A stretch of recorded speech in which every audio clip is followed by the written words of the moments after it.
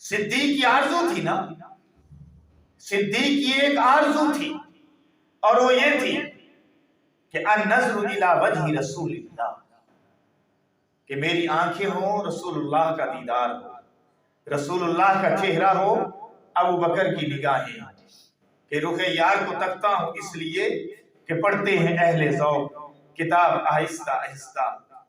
مال بھی پیغمبر کے قدموں میں، جان بھی پیغمبر کے قدموں میں، اولاد بھی پیغمبر کے قدموں میں، اور گھر والوں کے لیے کیا چھوڑا؟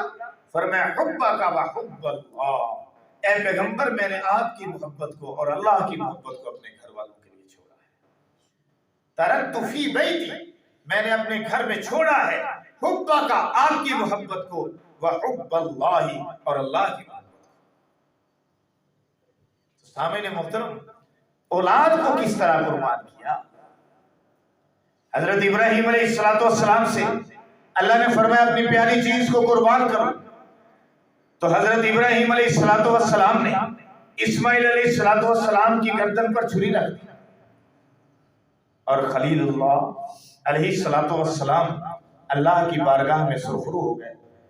تو اللہ نے اس کا صلہ کیا دیا؟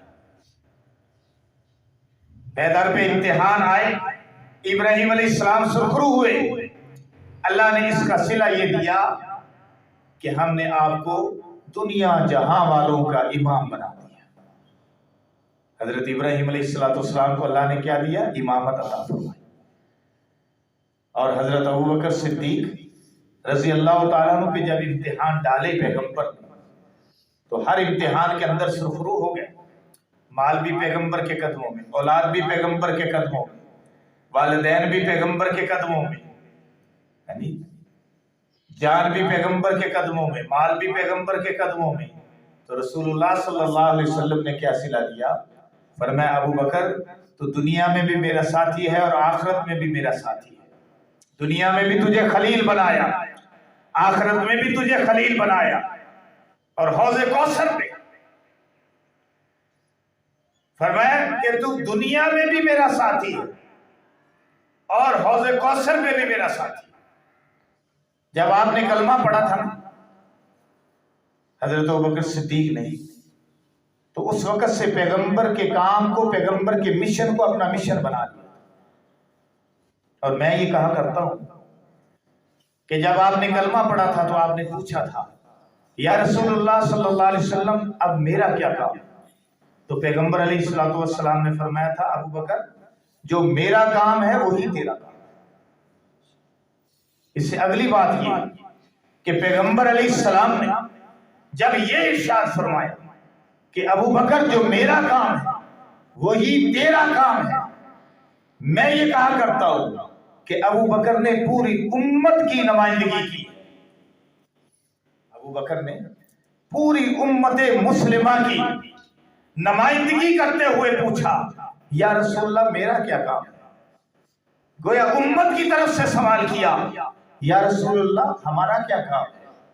تو رسول اللہ صلی اللہ علیہ وسلم نے فرمایا جو میرا کام ہے وہی تیرا کام ہے، یعنی اللہ کے دین کو دنیا میں پھیلانا ہے، یہ میری ڈیوٹی ہے، اور تو نے بھی میری معیت کے اندر میرے ساتھ مل کر دین کو دنیا میں پھیلانا ہے۔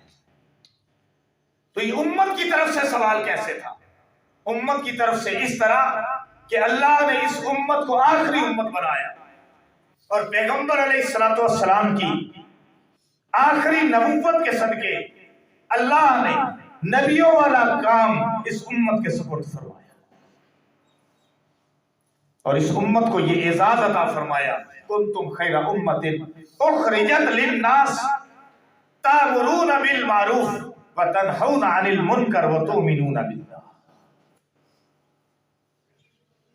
کہ تم بہترین امت، تم لوگوں کی نفع رسانی کی خاطر نکالے گئے ہو، تم لوگوں کو نیکی کا حکم کرتے ہو اور برائی سے منع کرتے ہو۔ تو پیغمبر علیہ السلام کا کام آپ کی ختم نبوت کے صدقے اس امت کے سپرد ہو گیا، اور اس کی سپرداری کروانے والا کون؟ میں کہتا ہوں ابو بکر، کہ جب ابو بکر صدیق نے یہ سوال کیا تھا یا رسول اللہ اب میرا کیا کام ہے؟ پیغمبر کے ساتھ ہر مرحلے میں، ہر لمحے میں ابو بکر نے آپ کا ساتھ دیا. جب سے کلمہ پڑھا سائے کی طرح پیغمبر کے ساتھ تھے. دار ارقم کے اندر آپ کے اصحاب بھی موجود تھے. حضور علیہ السلام بھی تشریف فرما تھے. ابو بکر بھی بیٹھے ہوئے تھے.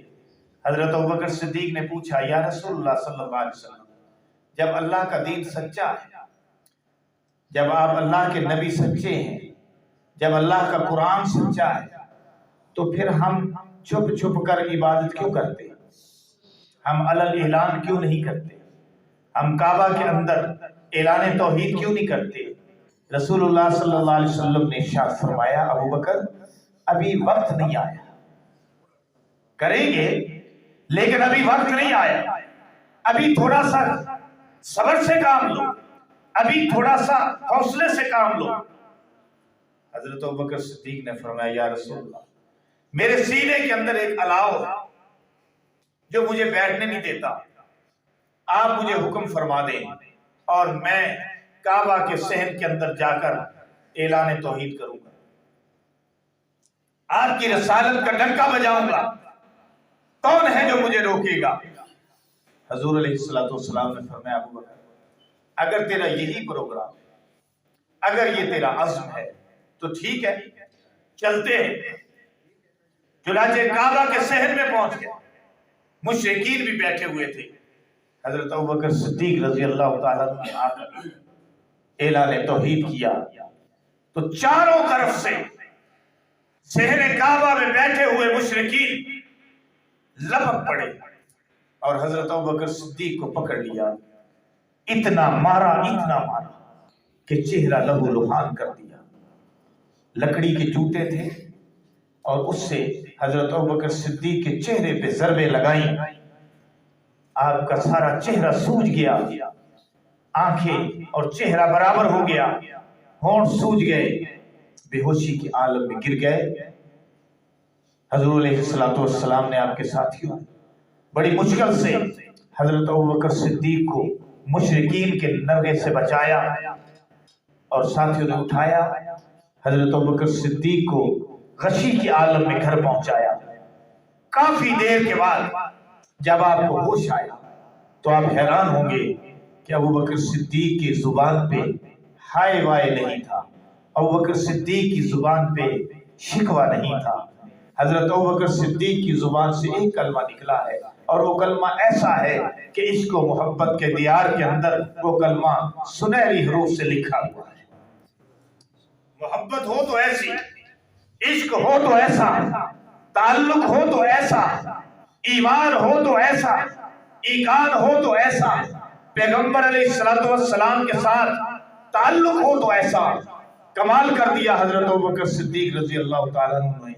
جب آپ کو ہوش آیا تو آپ نے فرمایا کہ مجھے چھوڑو، مجھے کوئی تکلیف نہیں ہے، مجھے کوئی پرابلم نہیں ہے، مجھے یہ بتاؤ کہ میرے یار مصطفیٰ کا کیا حال ہے،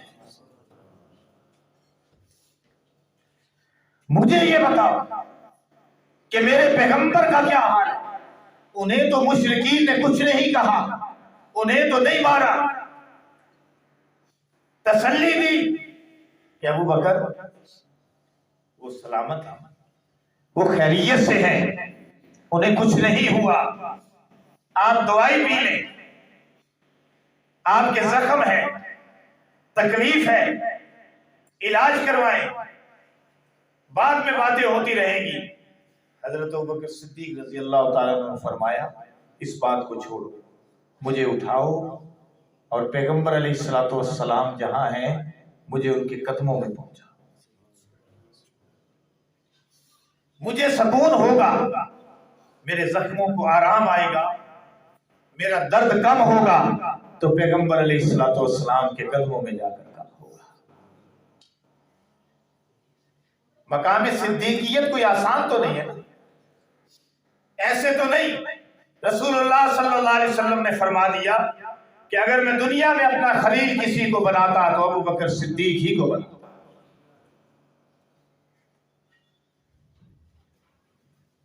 خلیفہ بلا فصل کا نقشہ اگر کسی نے دیکھنا ہو تو پیغمبر علیہ الصلوۃ والسلام کے ساتھ ہر قدم مشاہدہ کرتا چلا جائے، اسے خلیفہ بلا فصل کا پتہ چل جائے۔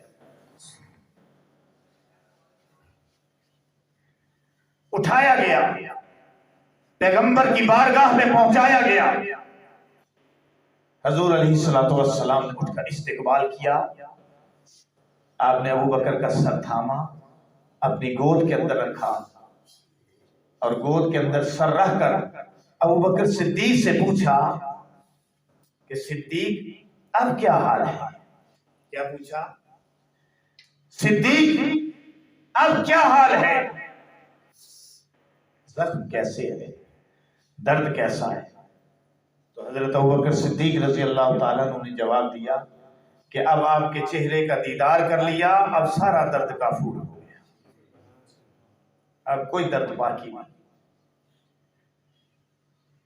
وہ میں نے آپ کو تین باتیں بتائی تھی نا، کہ حضور علیہ السلام نے فرمایا مجھے 3 باتیں پسند، حضرت ابوبکر نے فرمایا مجھے 3 باتیں پسند، حضرت عمر نے فرمایا مجھے 3 باتیں پسند، حضرت عثمان نے فرمایا مجھے 3 باتیں پسند، حضرت علی نے فرمایا مجھے 3 باتیں پسند۔ ایسے ہی چلتے گئے، حضرت جبریل علیہ السلام تشریف لائے، کہنے لگے مجھے بھی 3 باتیں پسند، اللہ پاک نے فرمایا مجھے بھی 3 باتیں پسند۔ حضرت ابوبکر صدیق کو جو 3 باتیں پسند تھی، ان میں سے ایک بات یہ تھی النظر، کہ نظر میری ہو الی وجہ رسول اللہ، میری نظر ہو رسول اللہ کا چہرہ ہو، دیدار کرتا رہوں، سارے غم دور ہو جائے۔ پیغمبر کے چہرے کا دیدار کیا، سارا درد کافور ہو گیا، سارا غم دھل گیا، دور ہو گیا۔ تو یہ تھا صدیق اکبر کا عشق، اور یہ تھی صدیق اکبر رضی اللہ تعالیٰ عنہ کی محبت پیغمبر علیہ الصلوۃ والسلام کے سامنے۔ تو میں عرض یہ کر رہا تھا کہ مال بھی پیغمبر کے قدموں میں، اولاد بھی پیغمبر کے قدموں میں۔ ابھی بیٹی 9 سال کی تھی کہ پیغمبر کے نکاح میں تھی، حضرت خدیجہ الکبریٰ کی وفات ہو گئی، پیغمبر پریشان رہتے تھے، حضرت ابوبکر صدیق سے دیکھا نہ گیا، فرمایا یا رسول اللہ صلی اللہ علیہ وسلم، میری بیٹی عائشہ صدیقہ پیغمبر کی رفیقہ بن جائے، مجھے اس سے اچھا اور کیا چاہیے۔ اللہ نے خلیل اللہ سے پیاری چیز مانگی، یہ خلیل اللہ بیٹا قربان کرنے کے لیے تیار ہو گئے، اور ابوبکر صدیق رضی اللہ تعالیٰ عنہ نے بیٹی پیغمبر علیہ الصلوۃ والسلام کے عقد میں دے دی۔ اور دوسری بات یہ فرمائی، پہلی بات یہ کہ میری 3 پسندیدہ باتیں یہ ہیں کہ بس نگاہیں میری ہوں، دیدار آپ کا ہو، اور دوسری بات یہ کہ میری بیٹی آپ کے نکاح میں، میری بیٹی آپ کے نکاح میں، یا رسول اللہ صلی اللہ علیہ وسلم۔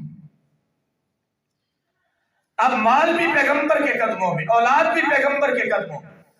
یہاں کو ایک اور عجیب بات بتا، تو ایک بیٹی ہے جو پیغمبر کے نکاح میں ہے، دوسری بیٹی ہے حضرت اسماء رضی اللہ تعالیٰ عنہ، جو حضرت عائشہ صدیقہ رضی اللہ تعالیٰ عنہ سے بڑی تھی۔ تو حضرت ابوبکر صدیق رضی اللہ تعالیٰ عنہ اور پاک پیغمبر جب گھر سے روانہ ہوئے تھے، بیٹے کی ڈیوٹی لگائی تھی کہ بکریاں چرانی ہے، دودھ پہنچانا۔ غلام کی ڈیوٹی لگائی تھی، غلام کی ڈیوٹی یہ لگائی تھی کہ رپورٹنگ کرنی ہے، رپورٹ دیتے رہنا، حال احوال دیتے رہنا۔ اور اسماء بیٹی کی ڈیوٹی یہ لگائی تھی کہ پیچھے کھانا پہنچانا ہے۔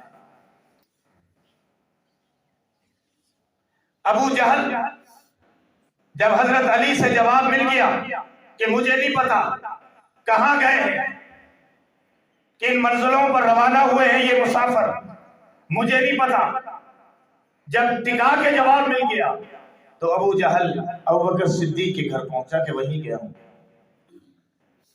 کنڈی کھٹکھٹائی، اندر سے حضرت اسماء کی آواز آئی، کون؟ کہنے لگا دروازہ کھولا۔ حضرت اسماء نے دروازہ کھولا تو کہنے لگا کہ کہاں گئے حضور، اور کہاں گیا تیرا باپ؟ تو حضرت اسماء نے فرمایا کہ پتا ہے مجھے کہاں گئے ہیں، لیکن بتاؤں گی نہیں۔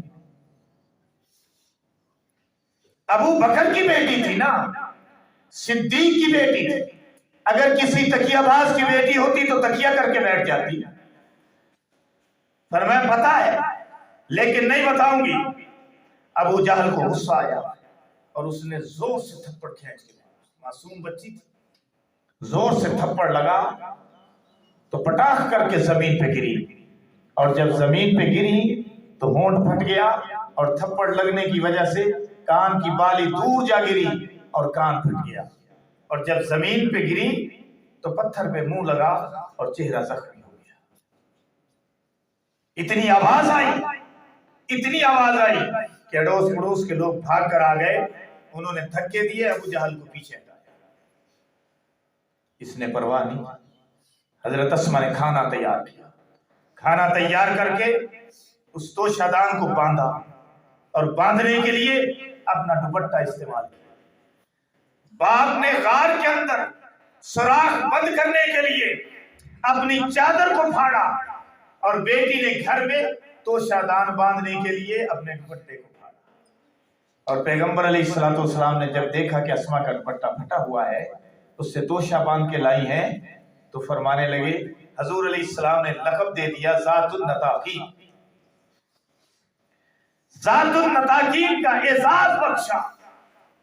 خیر پیغمبر کے پیچھے پہنچے، غار میں کھانا پہنچایا اور چہرے کو ایسے کر کے چھپایا ہوا تھا، اور حضور علیہ السلام نے کرب کا اندازہ لگا دیا کہ اسما کو تکلیف ہے۔ فرمایا بیٹی کیا بات ہے، کوئی پریشانی ہے؟ اسما بولتی نہیں۔ حضور علیہ السلام نے ابو بکر سے فرمایا، ابو بکر اپنی بیٹی سے پوچھو کیا ہوا ہے۔ تو ابو بکر نے فرمایا، اسما بیٹی بتاؤ نا، اللہ کے محبوب پوچھ رہے ہیں، اب نہیں بتاؤ گی تو کب بتاؤ گی؟ تو حضرت اسما نے ساری رودات سنا دی۔ تو حضور علیہ السلام نے ابو بکر کو مخاطب کر کے فرمایا، ابو بکر تیرے بڑے احسان ہیں مجھ پر، بیٹی کی ڈیوٹی ابو بکر کی، بیٹی کی ڈیوٹی ابو بکر کے بیٹے کی ڈیوٹی، ابو بکر کے غلام کی ڈیوٹی۔ یہ واحد صاحب کہ جس کی ساری پشتے، باپ بھی مسلمان اور بیٹا بھی مسلمان، بیٹیاں بھی مسلمان۔ اور آپ کو ایک اور بات بتاؤں، بلکہ آپ سے سوال کروں، علی کا مقام اپنی جگہ ہے، ہر ایک کا مقام اپنی اپنی جگہ ہے۔ عمر کا مقام اپنا ہے، علی کا مقام اپنا ہے، عثمان کا مقام اپنا ہے، اصحاب پاک مصطفیٰ ستاروں کی مانند ہیں، سب کے اپنے اپنے مقام۔ لیکن ایک بات ہے کہ دیکھیں، علی کو بیٹی دی رسول اللہ نے، علی کو بیٹی دی رسول اللہ نے، اور رسول اللہ کو بیٹی دی صدیق اکبر نے۔ اب دیکھیے کہ جس کو بیٹی دی جاتی ہے وہ داماد ہوتا ہے، تو داماد بیٹوں کی طرح ہوتا ہے، داماد بیٹوں کی طرح ہے، تو علی پیغمبر کے بیٹوں کی طرح ہے، اور ابو بکر نے بیٹی دی ہے رسول اللہ صلی اللہ علیہ وسلم۔ تو سسر جو ہوتا ہے وہ حضور کے سسر لگے، ابو بکر سسر ہوئے، تو سسر جو ہوتا ہے وہ بیٹے کی جگہ ہوتا ہے کہ باپ کی جگہ ہوتا ہے؟ سسر باپ کی جگہ ہوتا ہے۔ تو اب بتائیے کہ باپ کا مقام زیادہ ہوتا ہے کہ بیٹے کا مقام زیادہ ہوتا ہے؟ باپ کا زیادہ ہے کہ بیٹے کا زیادہ؟ باپ کا مقام زیادہ ہے۔ تو ابو بکر کا مقام وراء الورا ہے۔ میں عرض کرتا تھا، پچھلی مرتبہ بھی میں نے عرض کیا کہ دیکھیں، مقام صدیقیت کوئی آسان نہیں ہے۔ مقام صدیقیت وہ مقام ہے کہ جو مقام پیغمبری کے بعد سب سے پہلے، مقام پیغمبری کے بعد سب سے بڑا مقام ہے۔ سارے صحابہ 1,24,000 صحابہ، تقریباً پیغمبروں کے برابر ان کی تعداد، بعض نے کہا 1,40,000 صحابہ، بعض نے کہا 1,44,000 صحابہ، 1,44,000 صحابہ، جتنے بھی صحابہ ہیں سب صحابہ کو پیغمبر نے آسمان ہدایت کے ستارے ارشاد فرمائے، اصحابک النجوم فبأی مقتدیتم اہتدیتم۔ اب یہ سارے صحابہ ستاروں کی مانند ہیں، ہدایت کے ستارے کہ جن کو دیکھ کر ہدایت پائی جاتی ہے، جن کو دیکھ کر راہ پائی جاتی ہے۔ اب سارے صحابہ جو ہیں گویا اس طرح ہیں کہ سارے صحابہ اسلام کی بنیاد ہیں، اور ابو بکر صدیق بنیاد ہی نہیں بلکہ سنگ بنیاد ہے۔ کہو سبحان اللہ۔